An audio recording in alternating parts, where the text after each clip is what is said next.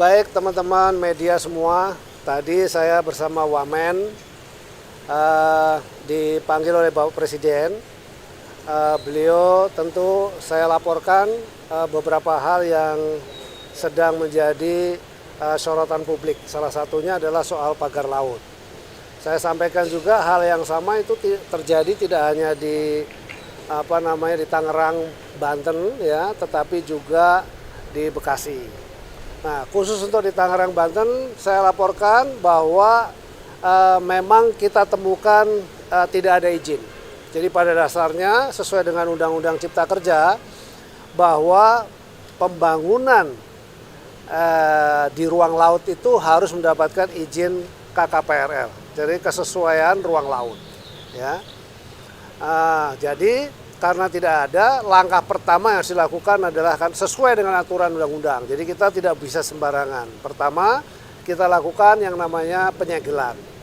Setelah kita lakukan penyegelan, kita identifikasi siapa yang punya. Kan pada saat kita lakukan penyegelan kan nggak tahu nih siapa yang punya.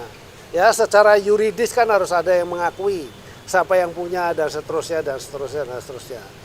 Tadi saya mendapatkan press conference juga dari Menteri ATR BPN bahwa sudah ada sertifikat yang ada di dalam laut. Saya perlu sampaikan kalau di dasar laut itu tidak boleh ada sertifikat. Jadi itu sudah jelas ilegal juga. Nah, artinya memang ini kan dilakukan proses pemagaran itu tujuannya adalah agar tanahnya itu nanti naik. Semakin lama semakin naik. Jadi kalau ada ombak datang, begitu ombak surut, dia ketahan, sedimentasinya ketahan. Boleh dibilang seperti reklamasi yang alami begitu, ya.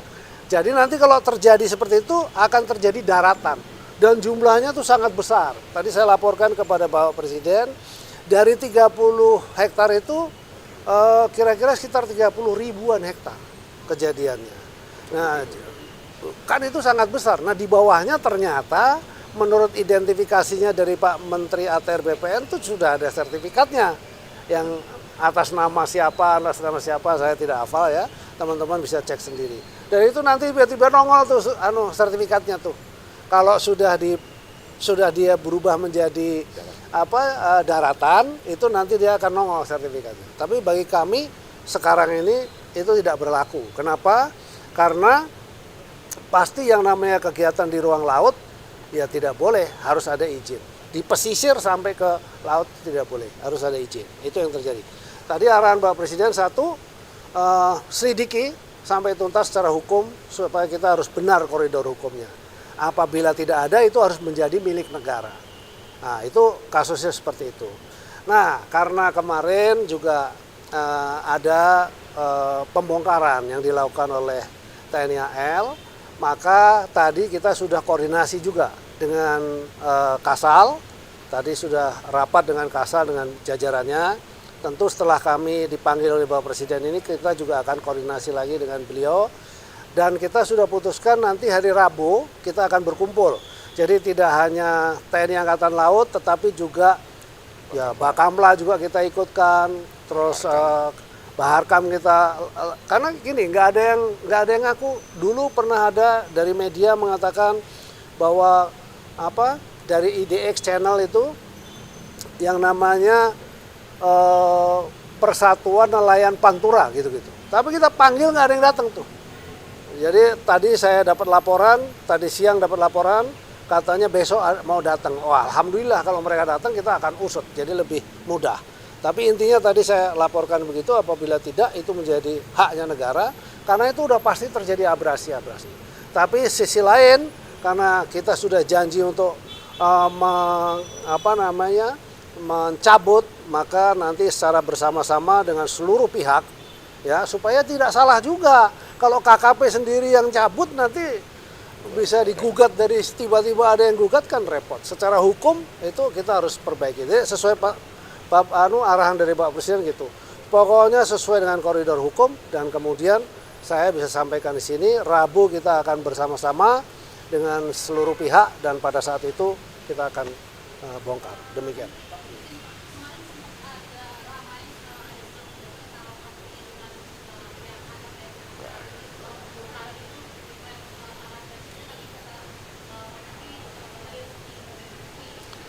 Iya, iya, tadi sudah kami laporkan kepada Bapak Presiden. Jadi intinya arahan beliau juga sama agar diusut lah, diusut secara tuntas siapa dan seterusnya. Tapi makin terang lah ya, makin terang. Teman-teman media juga makin tahu karena tadi dari konferensi persnya si Pak Menteri ATR BPN kan sudah menjelaskan kok ada sertifikat di bawah air itu dan itu tidak boleh. Nah kalau dari situ kita sudah bisa identifikasi. Artinya apakah dari mereka-mereka? Tapi kan kita tidak boleh menuduh juga ya. Nanti saya disu repot nih. Saya takut juga kalau menuduh tanpa ada bukti. Jadi udah akhirnya tadi sepakat. Jadi bukan silang pendapat sebetulnya. Jadi saya sampaikan kepada Kasal tadi, saya harus ada bukti dulu Pak. Sabar ya, kita nanti batas waktu sampai dengan Rabu. Oke setuju. Maka nanti secara bersama-sama di Rabu dengan berbagai macam pihak. Jadi itu bagian dari approval hukum juga. In case kalau misalnya terjadi apa-apa, memang ada kesepakatan bersama antara Kementerian Kelautan Perikanan yang memang mengelola di bidang kelautan, lalu kemudian TNI Angkatan Laut karena di situ memang ada desa binaan, ya, yang menjadi keluhan dari masyarakat nelayan. Masyarakat nelayan juga menjadi bagian dari binaannya Kementerian Kelautan Perikanan. Tapi yang pasti tidak ada silang pendapat. Kita sepakat. Gitu. Kita juga ada AGB dan SHM ya, berarti SHM-nya itu batal secara otomatis. Ilegal, sudah pasti karena di PP 18 sudah dinyatakan yang ada di bawah air itu sudah hilang dengan sendirinya, tidak bisa. Jadi kalau tiba-tiba itu ada kan aneh juga gitu ya. Gitu, kira-kira begitu. Ya, itu urusan ATR yang mencabut, tapi bagi kami itu kita anggap tidak ada, gitu. Berarti akan dibongkar dong Pak, itu Pak? Bongkar nanti bersama-sama. Ya. Berarti nanti yang bambu-bambunya itu bakal dijadikan alat bukti atau bagaimana Pak? Alat bukti Ya, aja kan bisa, ini Pak. udah semua sama, ada fotonya ya kan, nanti kita Ya. foto dan seterusnya begitu. Kita dokumentasikan, karena ada dari kepolisian nanti kita minta hadir. TNI Angkatan Laut sudah pasti, Bakamla. lalu Bakamla juga akan hadir, KPLP juga akan kita minta hadir, ya. juga. Jadi dengan demikian harusnya semua pihak udah tahu.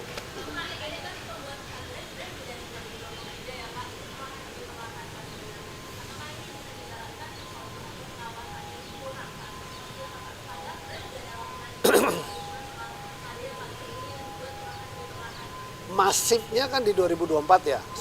Karena kita baru muncul ya. Karena dulu itu kan tempat nelayan yang membuat penangkaran untuk kerang.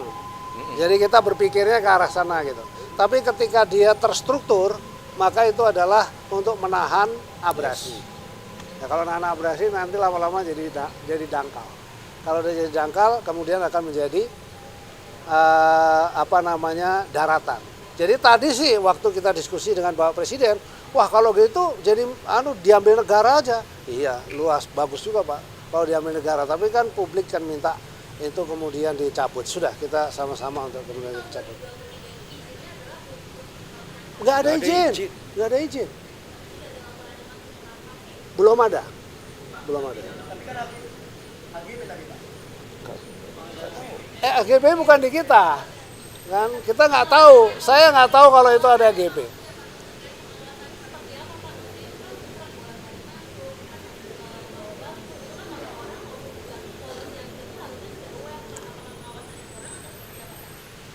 Ya bisa jadi pengawasan kurang, tapi kan kita sudah turun. Kita membuktikan bahwa kemudian kita turun, kita cek, ternyata itu bukan penangkaran kerang, ya.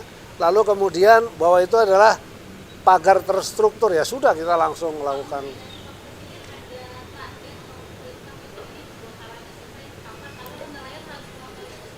Tidak ada, tapi yang pasti kepentingan nelayan itu akan kita berikan keutamaan, tapi dari sisi hukum juga kita betul-betul, makanya harus bersama-sama. Kalau semua lembaga yang berkepentingan itu hadir bareng, lalu kita putusin bareng, sudah aman kita gitu.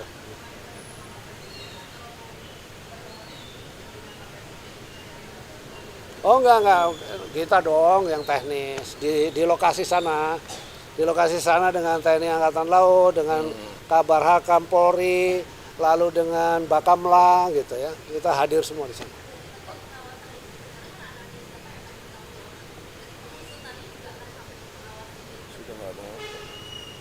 Nah, kalau pengusaha pengawasan yang pasti saya sudah tegur kepada dirjen saya, kamu nih laut mesti apa? Terus jawabannya ini kapalnya kurang Pak, ya kan? Ya luasan Indonesia kita kan ngawasinnya Sabang sampai Merauke ya. Dan hal seperti itu adalah kepentingan ekonomi rakyat. Kita mikirnya itu adalah tempat penangkaran. Tapi setelah kemudian rame, kemudian kita turun tim, oh ternyata terstruktur. Nah karena dia terstruktur ya itu jadi memang harus dihentikan. Gitu ya. Cukup ya. Terima kasih ya. Cukup ya.